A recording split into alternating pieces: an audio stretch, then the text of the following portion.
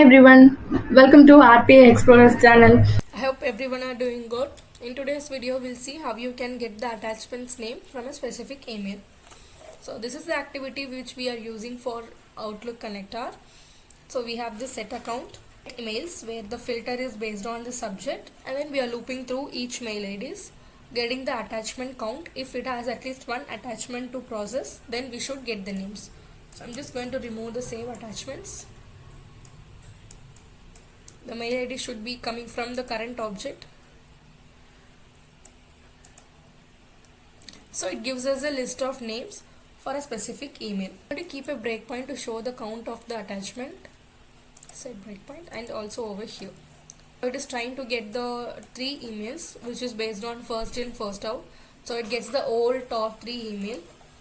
This is my first email. It doesn't have any attachment. Second email has only one attachment. Third has 2 attachments. So we'll run this and check the output. Ideally this should be false now. So yeah, it is false as the count was 0. You can preview that. So it doesn't have anything. And this time it is true, so it should have add queue as attachment name. Let's also check the attachment count. So it is 1 now. This is expected. Let's see the name now. So it has only one, which is add queues. Let's run it again, and this time it should be 2, so which is also good. So it should have 2 names. So we have the 2 names over here. So challenge copy and challenge copy. So everything is correct now.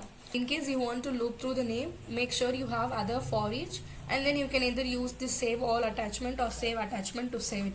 And also, if you have watched my previous video where I have shown how you can save all your attachments. So when you are saving your attachment, in case you have 2 attachments with the same name or the duplicate's name, only one attachment will be saved and it will be overwritten. So make sure you use this get attachment names. So before saving it, use this component called random or any other thing which you want to append along with the attachment name. Go with this random number or string.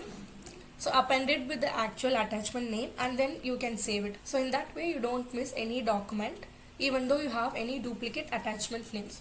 So I hope you got an understanding of this method, which is get attachment names and how you can save it when you have duplicated. In case you have any doubts, please let me know in the comment. And yeah, thanks for watching this video.